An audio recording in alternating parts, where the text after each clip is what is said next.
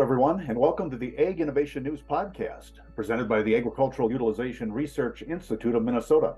I'm Dan Scogan, your host for the Ag Innovation News Podcast. Guests on the program shed light on innovations in value-added agriculture, highlight important voices and work that's being done throughout the Minnesota ag sector, and educate the public about resources and organizations that support Minnesota agriculture. Today, we welcome to the Ag Innovation News Podcast Mike Jensen, Director of Clean Fuels Project Management Office from Xcel Energy, and AURI's Senior Director of Science and Technology, Luca Zullo, as they discuss the new hydrogen hub that's being planned for the Upper Midwest. Luca, welcome to this edition of the Ag Innovation News Podcast. Thank you, Dan, and thank you, Mike, for accepting being here today and talking about this important initiative. Mike, could you give me some background of you and your work at Xcel Energy? Thanks, Luca, and thank you for having me. I'm excited to talk about the Hydrogen Hub. So I've been at Xcel Energy for over 16 years. I spent a lot of my career in our electric transmission area, working with substation and transmission line design and standards, and really kind of summing that up to project execution, whether that was in direct relation to transmission line expansion for wind development or other system expansions, things like that. But for the last couple of years, I have been a part of a brand new group within Xcel Energy called Clean Fuels, where our focus is really our long-term energy transition and decarbonization goals, and focused around bringing the production of and use of clean fuels like hydrogen, renewable natural gas, and many other potential ones out there for Xcel Energy and its customers.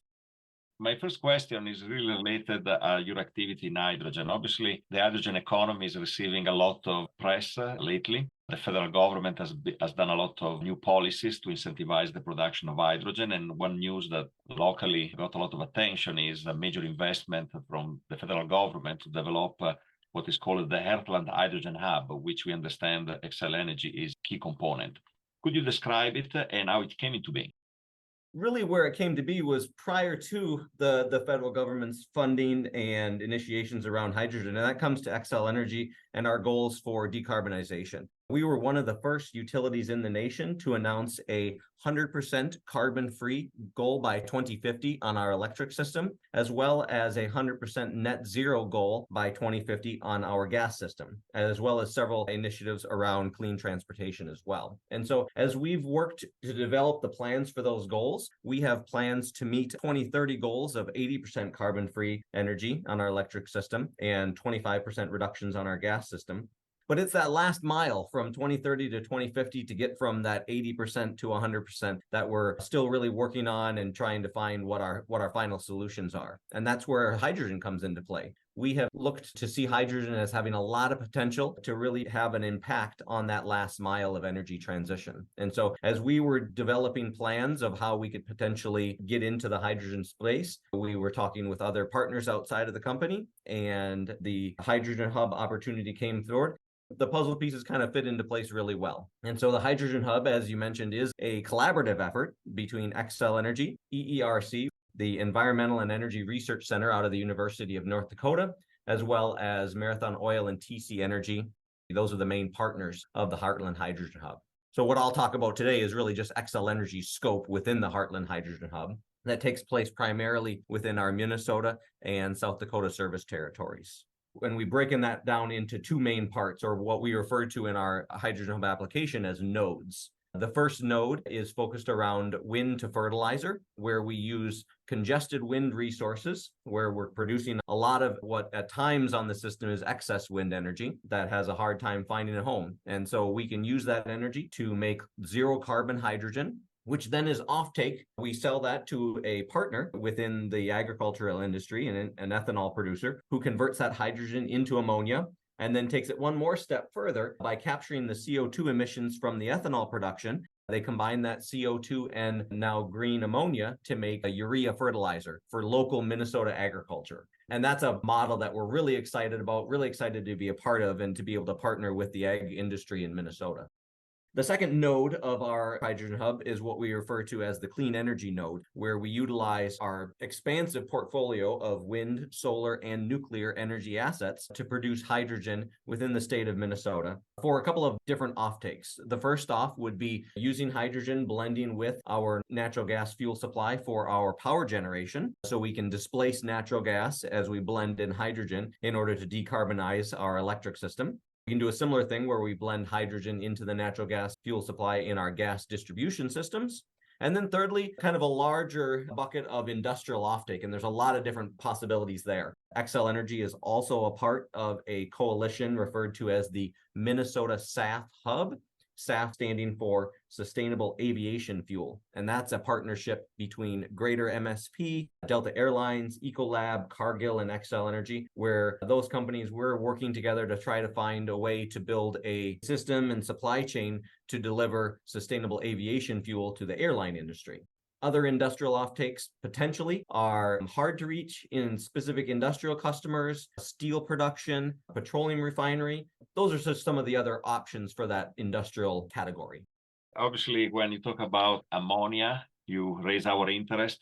We're very keen of the importance of ammonia and nitrogen fertilizer, which are based on hydrogen, for the agricultural system of the Midwest and in general of the US, and how dependent our constituency in having reliable supply of also cleaner fertilizers, especially when we go from the point of view of reliability, has been less than desirable in the last couple of years. And so we really welcome the fact that people are starting thinking about this type of new production to make our ecosystem more stable. But I also see that is a large industrial project that will require a lot of infrastructure and new logistic concepts.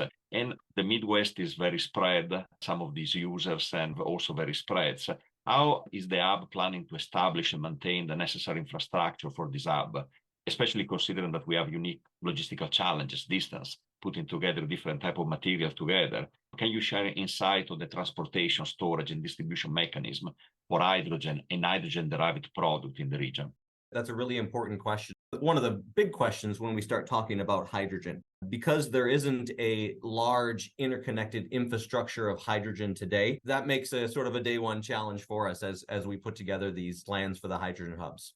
The hub covers over 10 years of time. And so it's something that we're going to be growing into with phased build-outs. And so the storage and delivery methods are likely going to change over time. In the early days of the hub, we're going to be utilizing truck transportation, perhaps looking into rail transportation. At the same time, as we're ramping up the production and matching that to offtake, we're going to find what are the most economic and optimal ways to get that hydrogen to the location. And exactly what that is, again, whether it is from gaseous hydrogen, liquid hydrogen, potentially pipelines. In our hydrogen hub application, we do not have any specific plans for pipeline, more so knowing the need for larger scale infrastructures there in the future.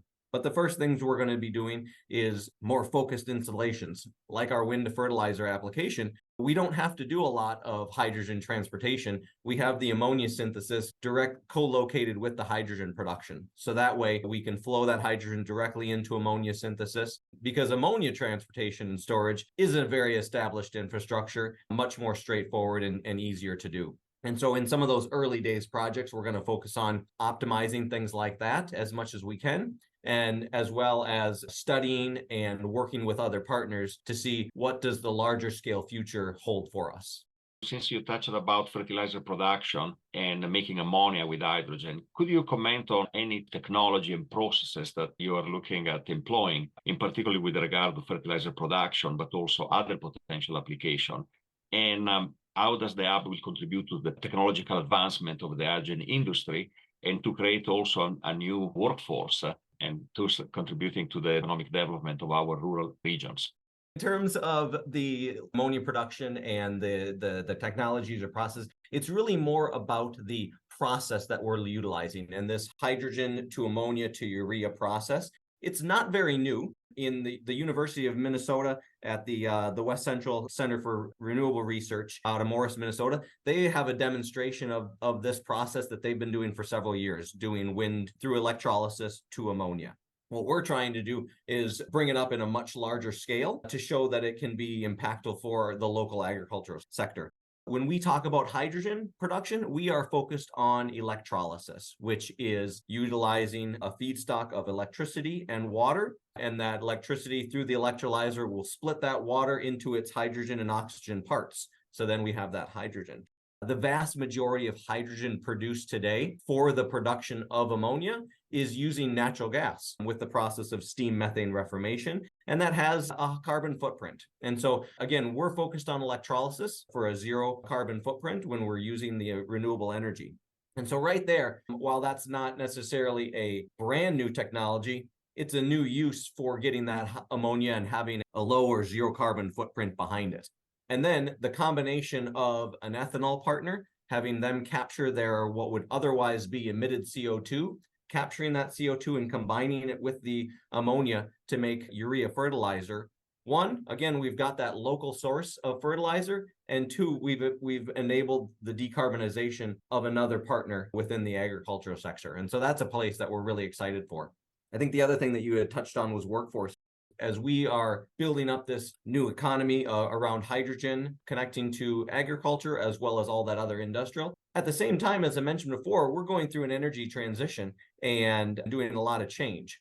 We have a lot of skilled workforce within the energy sector. And so part of our Hydrogen Hub application and plans are around workforce education and training, where we're going to be working with our labor partners and communities to help train and educate already skilled workforce in just some of these new processes and technologies. I wanted to have a bit of segue on what you mentioned right now about the ethanol collaboration with the ethanol plant. This is something that excites us a lot. We are a big fan of our ethanol industry. We believe it adds a lot of value to agriculture, and those plants are good economic engines for the counties and the cities where they are. And when you talk about this collaboration, so if I understand it correctly, and if you can comment a bit more, so you're going to produce hydrogen, and then this hydrogen is going to be delivered to the ethanol plants, and basically the production of green fertilizer is going to be something additional to the existing production of ethanol. Is that the way that you envisage this happening? Yeah, that's correct. So we produce the hydrogen and we offtake it to the ethanol provider, who, again, converts that hydrogen into ammonia, and then they bring the ammonia to their ethanol plant. Their ethanol production doesn't change. That's still producing ethanol. But within the ethanol production process, there's CO2 is emitted. I'm not an ethanol expert, so I can't go too far into those details, but that CO2 that they would normally emit, they capture. And so right there, they're going to be lowering their carbon footprint by capturing that CO2. And then when we utilize that, combining that CO2 with the ammonia to make the urea, we've been able to use what is otherwise an unused byproduct. And I think that will add tremendous value to the ethanol plants. An interesting component here, because basically now that corn that is processed into a fuel is going to be raised, grown, and using locally produced fertilizer versus fertilizer that is imported. Today, Minnesota does not produce any ammonia, or for that matter, any nitrogen fertilizer, despite being a larger consumer. So obviously there's going to be a virtuous cycle of local economic development, beside what you mentioned in terms of reducing the overall carbon intensity of our production, which leads to a question on the economics. Could you discuss the financial aspect of this project? Obviously, there is this large infusion of federal money that is seen as a catalyst to basically kickstart this industry. How does the hub plan to ensure its financial sustainability in the long term after the initial federal funding? Was this the plan for additional private investment now and in the future, and to bring more private partners to the table? What you just described in terms of the goal for long-term sustainability is one of the foundational goals of the hubs and of the federal government. These hydrogen hubs are specifically meant to be commercially viable production and offtake plans. They don't want them to be research and development. And so part of our application and our plans are to do just what you described, is to be there for beyond just the federal funding. And so our application is describing how we would establish ourselves and be there for the long term. One of the ways we do that is establishing long-term connections, long-term agreements, whether that is with our hydrogen offtake to our ethanol partner, or whether that's to other industrial partners. We look for the long-term application. In terms of the hydrogen production that Xcel Energy is looking to build, those would be assets for Xcel Energy that we look to use on a long term. as an energy company, we are looking to provide energy to our customers, and we're changing where that energy comes from. But we're not going away, and our customers aren't going away, and their energy needs aren't going away. And so this is, again, we see as a long-term potential to bring us to those 2050 and beyond goals. And Luca, I know that you have some more questions for Mike, but I just want to interject. Interesting conversation that I'm listening to today. Do you see the day coming when agriculture is decarbonized? I think so. I think that's the goal for all of us is to decarbonize ourselves. And right now, I can speak for Xcel Energy, getting ourselves to an 80% or even more than that place. We've got plans in place and things happening where we're going to do that. And it's that last mile that's always the hardest. And I think we will see that for other industries like agriculture and industrial groups. There's a certain amount of effort that we can do and make some big changes to decarbonize ourselves most of the way. And then we've got to really work together to find those last mile solutions to get us the rest of the way. And that's going to be a big challenge. And I want to remind our listeners that you're listening to the Ag Innovation News podcast presented by the Agricultural Utilization Research Institute of Minnesota. Our guests today are Mike Jensen, Director of Clean Fuels Project Management Office from Xcel Energy, and AURI's Senior Director of Science and Technology, Luca Zullo. Luca, I'll give it back to you. Thanks, Dan. Mike, I have a question or more of a general comment. Obviously, industry uses a lot of potentially dangerous substances, but when you're talking to the lay public, if someone does a quick search about hydrogen, one of the first things that pop up is the Hindenburg coming down in flame. Never mind that actually people were killed by the diesel fuel from the tanks that ruptured, not by the hydrogen per se, but that's unfortunately created a bit of an image problem for hydrogen. And while it's absolutely necessary, there is still people that are a bit worried about a gas that potentially is dangerous, is very flammable, and is also not particularly not difficult, but certainly requires some caution in handling. Could you comment about safety and regulation, how you're going to work towards having safety protocols that make people in the community impacted by the hub comfortable about about its development? That's a really important one. Safety is the number one value at Xcel Energy in everything that we do. And what do we do today? We already work with many potentially hazardous materials and equipment. We operate 2 nuclear plants. We have a large infrastructure of natural gas. So we are very experienced today in working with potential hazards. Hydrogen has its own characteristics that make it a little different from the things that we work with today. But at the same time, we can still apply all of our values and our practices and methodologies for safety to hydrogen. And that's what we will do. There's always going to be state and federal rules that we adhere to, but we go beyond that to make sure that both our workers and our communities are safe. And a big part of that is, and you mentioned an important thing with hydrogen, is it does have a bit of a PR problem. And where we come in, or what we try to do in that kind of thing, is listen and communicate with our stakeholders, whether that's our commissions, our shareholders, our communities and customers that we work with, and talk about not just what it is and what it's doing for us, but also how we are keeping our workers and our customers safe. I have a last question, and it's really a bit of a segue to this one on the safety, and is on the environmental impact. Of course, producing electrolytic hydrogen with renewable power has zero carbon footprint, but every activity has some, however limited, impact. And I know that when it comes to hydrogen, there's been concerns raised about the potential water demand on the production of hydrogen by electrolysis. Certainly, we are not in a water-stressed region, at least not to this extent, but I heard that those considerations were foremost for some potential project in places like the Southwest. Could you comment about that, and what is the reality about the water impact, and is that really a concern, or in general, or for our region? I think we always need to be concerned and be very deliberate when we start talking about natural resources and water especially. Now, in Minnesota and the Midwest, we are certainly fortunate to have pretty abundant sources of water, but that doesn't mean they're unlimited. Now, when you talk about electrolysis, generally speaking, or a rule of thumb that we utilize is it takes about 2.4 gallons of water to produce a kilogram of hydrogen.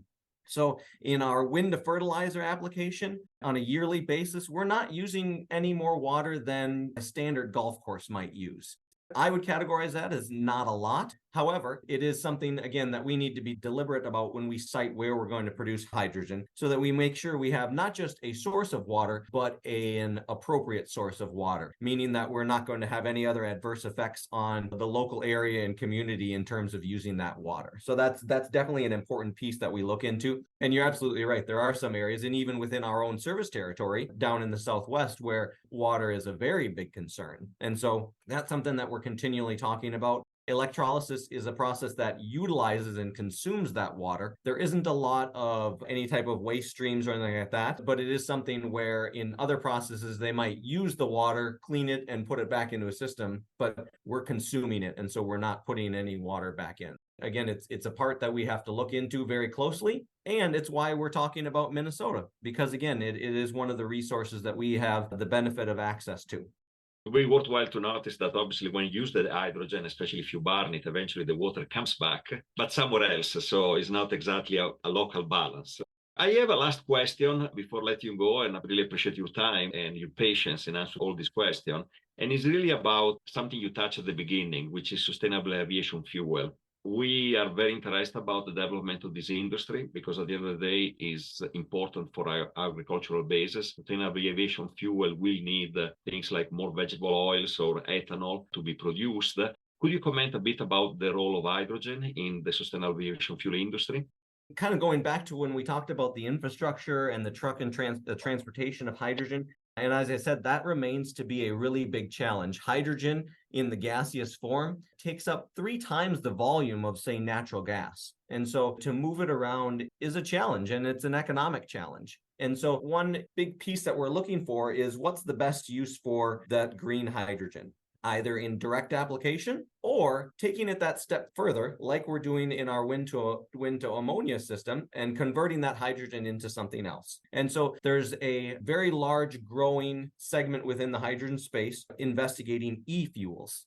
And those are various hydrocarbon fuels like your sustainable aviation fuel, synthetic methane, methanol, where you can produce those different fuels with the foundation of hydrogen. And again, if we're using green hydrogen as well as a source of CO2, we can produce those different types of fuels. Now we're going to be coming to the table with those fuels as having a very low carbon footprint as opposed to fossil fuels coming out of the ground. And that could be a more economic use of our green hydrogen, taking out some of the expensive transportation or storage aspects of the hydrogen directly, converting it to a sustainable aviation fuel that can look much more like a drop-in ready fuel, as well as something that is transported and delivered around the country today.